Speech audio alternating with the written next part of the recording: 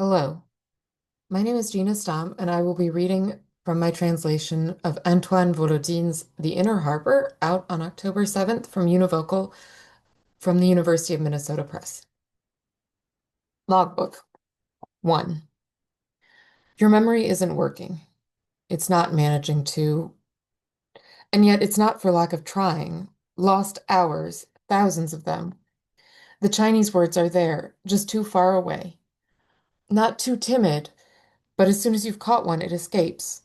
You just need to A blink of your consciousness, half an hour of torpor, and already the fugitive has rejoined the noisy street, the mass where every character is unknown, to learn or relearn.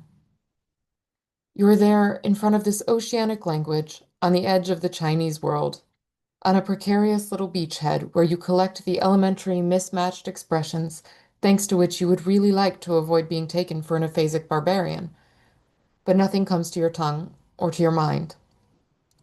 So you say nothing. And 3 years go by like this in this city that was once a pirate haven, and that now is content to be a seedy annex of the People's Republic, neither more nor less gangrened, moreover, neither more nor less odious than the other global hubs where the underworld of billionaire capitalism writhes. 3 years and a bit. Bruegel no longer writes, or he writes very little. A few texts without poetry, which he doesn't correct. The old lights are extinguished. What he is exploring doesn't. He agonizes on the berm of the imaginary. He no longer travels anywhere except within physical, intellectual decline. What he is exploring is not being reborn in the form of a book. He doesn't remember his dreams very well. He hasn't communicated with anyone since Gloria Vancouver and Machado died. Nothing happens.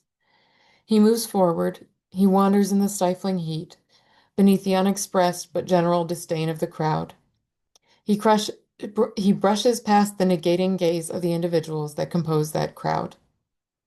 He is moving forward toward zero. 2. Bruegel's decline. The miserable beyond in which he had been wallowing since Gloria Vancouver's death, as if he had to expiate that death, when nothing. You would like to say everything at once, to evoke in the same narrative dough you need the miasmas, insomnias, hallucination, catatonic surrender, sweat, and sweat, and the setting in which this is lived. The domiciles of decline, you could describe several of them. The final address, Tarafairo Alley, is at the heart of old Macau, right next to the Inner Harbour, in a neighborhood, Patan, which Bruegel stubbornly continues to call the Inner Harbour. But the place Bruegel is talking about has no name. It's a shantytown built on a marsh, on Taipa, on the first of the two islands, at the foot of the New Century Hotel, right across from the hotel's luxurious sauna. Taipa, then. But careless souls don't always notice this miniature shantytown, a shambles of shrubbery and shacks that, during the day, seems abandoned. The place's atmosphere is distressed and distressing. A network of planks zigzags across the putrid water. There are bushes, wire from an old fence, walls in corrugated metal, walls built with bricks crumbled by the damp, padlocks on the doors, smells of decomposition exhaled by a little hangar built of cinder blocks, where a breeding firm has set up a hen house and a poultry slaughterhouse.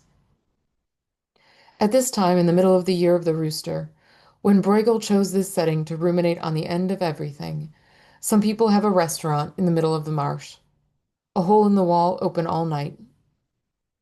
Garlands of vermilion bulbs light the way to the tables, and then they color the tables, the customers, the bowls of soup, at least when it hasn't rained, when the mud hasn't risen, when the establishment isn't closed because of flooding. Bruegel has been prowling there for several weeks, tolerated by the Chinese to whom he pays daily rent and who, despite this economic relationship, pretend not to believe in any proof of his existence. He shares his space with a dog and some bottles of butane.